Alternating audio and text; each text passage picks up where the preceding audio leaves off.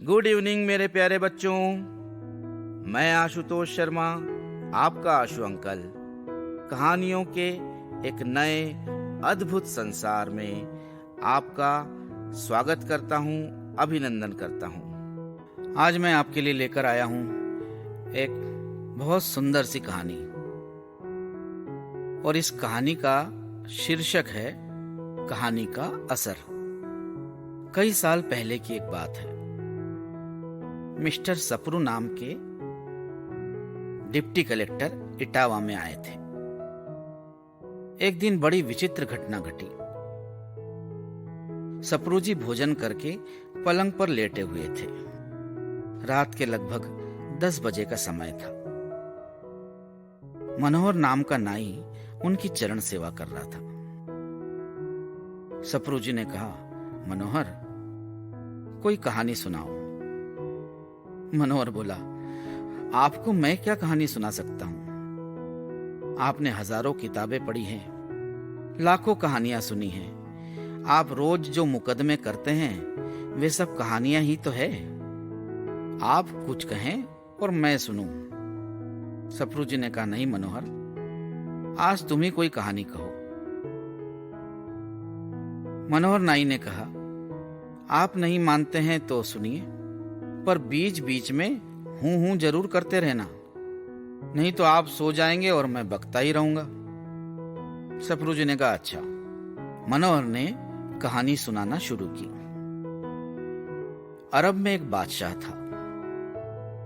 एक रात को दासी ने छत पर बादशाह का पलंग बिछाया। गर्मी के दिन थे। छत पर केवड़े का छिड़काव किया गया था। केवड़ा इत्र होता है। सप्रू जी ने कहा, सोने का पलंग था। रेशम की निवार से भरा गया था। उस पर कालीन बिछा था, फिर उस पर गद्दा बिछा था, फिर एक कालीन बिछा था, फिर उस पर सफेद चादर बिछी थी। आमने सामने अगल बगल 4 तकिए रखे थे।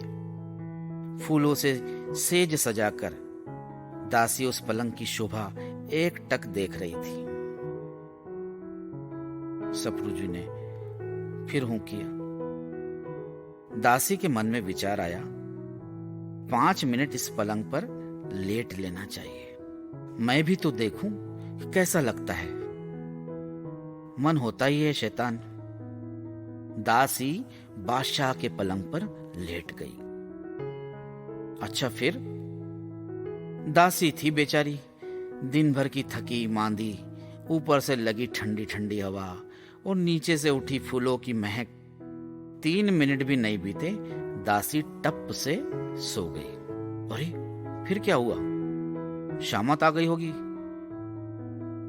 1 घंटे के बाद लगभग भोजन करके बादशाह सलामत आराम करने आए। पूर्णमासी की चांदनी थी। बादशाह ने तुरंत जान लिया कि पलंग पर दासी सो रही है। सप्रू जी ने कहा, गजब हो गया। बादशाह ने दासी को जगाया।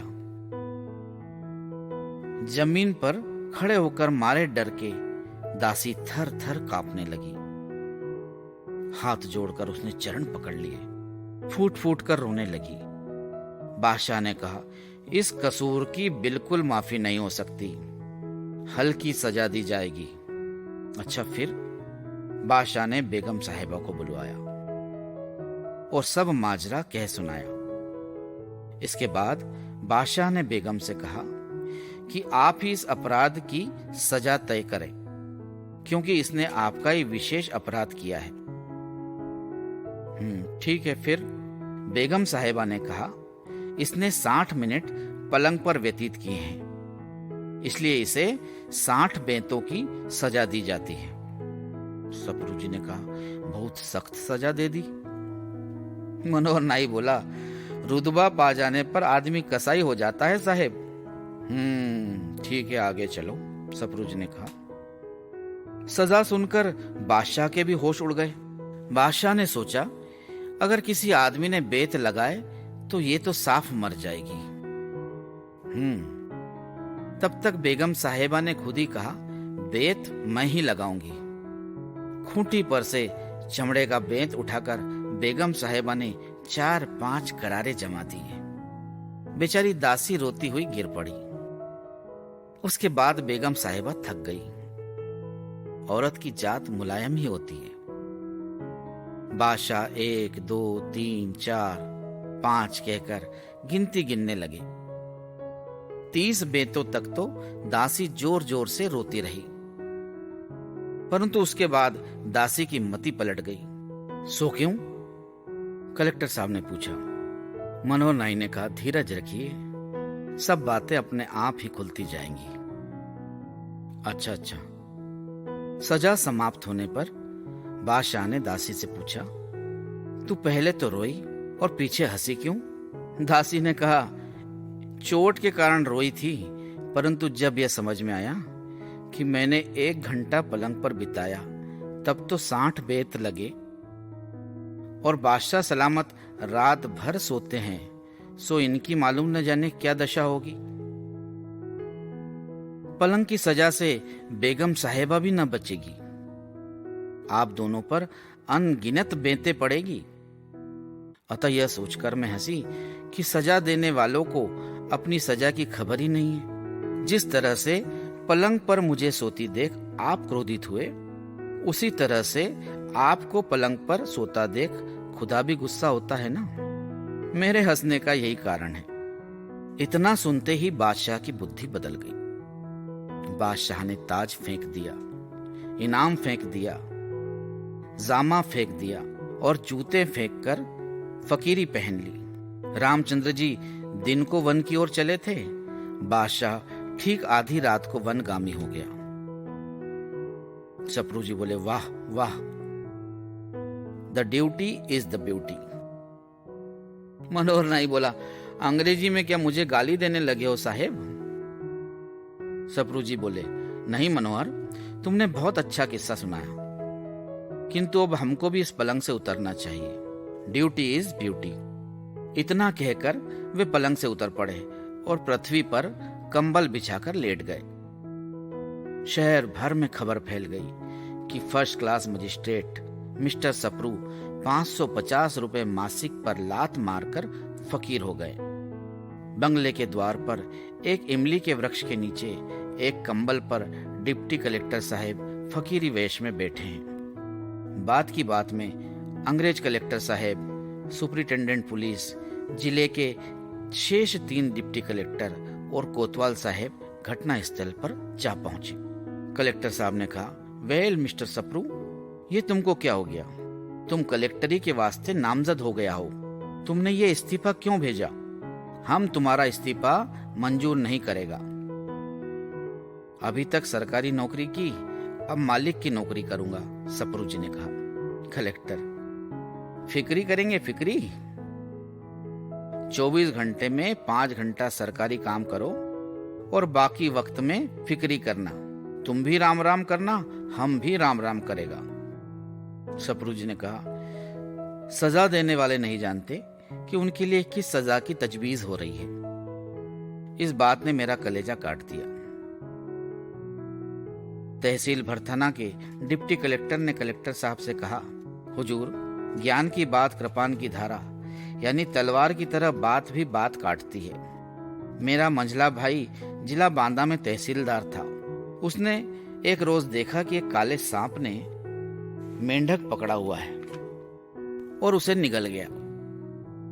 भाई ने सोचा, इसी तरह एक दिन मौत का सांप मुझ मेंढक को गटक जाएगा, और वो उसी वक्त साधु हो गया। आज तक पता नहीं कि कहाँ है। कलेक्टर ने कहा, मिस्टर सप्रू, अगर मेरी बात पर तुम नजर नहीं डालता तो ना सही। वो देखो, तुम्हारी खूबसूरत तालीम याफ्ता बीबी फाटक पर हाथ रखे रो रही है। तुम्हारा छोटा सा बच्चा भी रो रहा है। तुम्हारे बिना तुम्हारी मेम साहब का क्या हाल होगा? तुम्हारा बच्चा कैसे तालीम पाएगा? बच्चे को पढ़ा लिखा दो, तब फकीरी करना, हम भी फकीरी हो जाएगा। सप्रू जी ने कहा, नहीं हुजूर, भूखी प्यासी थकी मांदी पब्लिक का पैसा वेतन के रूप में लेकर मैंने जो पलंगबाजी की है, इसकी सजा मुझे जरूर मिलेगी। अब मैं किसी दूसरे का इंसाफ नहीं करूंगा, खुद अपना इंसाफ करूंगा। जो अपना इंसाफ नहीं करता वो दूसरों का क्या इंसाफ करेगा। सबने समझाया पर सब व्यर्थ। लाचार होकर कलेक्टर साहब ने इस्तीफा ले लिया। मनोहर नाई छाती पीट पीट कर श्रीमती सप्रू के चरणों में लौट रहा था और कह रहा था, मैं नहीं जानता था कि कहानी में भी असर होता है, नहीं तो ये कहानी नहीं कहता मेम साहब। तो मेरे प्यारे बच्चों, ये थी आज की हमारी कहानी। ये कहानी आपको कैसी लगी और इस कहानी से आपको क्या शिक्षा मिलती है, इसके बारे में हमें व्हाट्सएप नंबर 8305111010, मैं रिपीट करता हूँ 8305111010 पर जरूर बताएं। इसे शेयर करें और हमारे चैनल को सब्सक्राइब करें। सही उत्तर भेजने वालों के नाम कंप्यूटर द्वारा रेंडमली सिलेक्ट किए जाएंगे और उन्हें मिलेगा एक सरप्राइज गिफ्ट। तो आज की कहानी में बस इतना ही। आपसे विदा लेता हूँ। आपका आशु अंकल। धन्यवाद। जय हिंद। शुभ रात्रि।